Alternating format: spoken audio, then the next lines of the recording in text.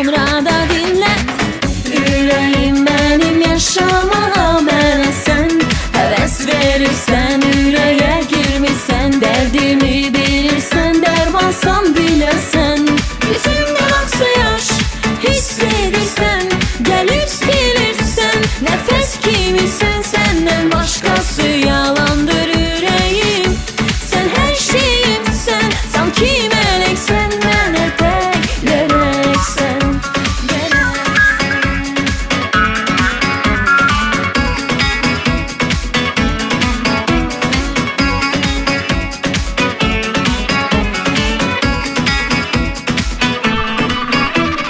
Qısqanma əzizim, dalğalı dənizim, ürəyi təmizimsən.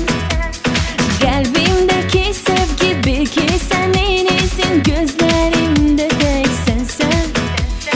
Darıxıram səni görməyəndə, ürəyim sanki çıxır yerindən. Gecələr yanımda olmayanda sən, təsəlli alıram rəsimlərindən. Ürəyim mənim, yaşamağa mənə sən həvəs verirsən, ürəyə girmirsən, dərdimi bilirsən, dərmansan biləsən. Yüzümdən aksa yaş, hiss edirsən, gəlib silirsən, nəfəs kimisən, səndən başqası yalandır ürəyim. Sən hər şeyimsən, sanki mələksən, mənə tək gərəksən.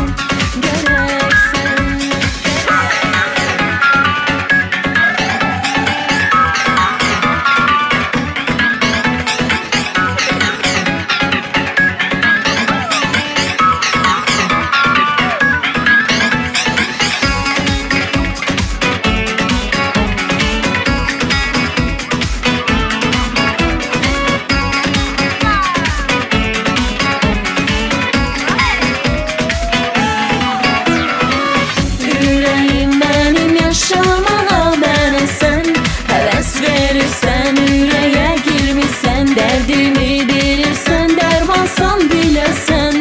Yüzümdən aksa yaş, hiss edirsən, gəlib silirsən, nəfəs kimisən, səndən başqası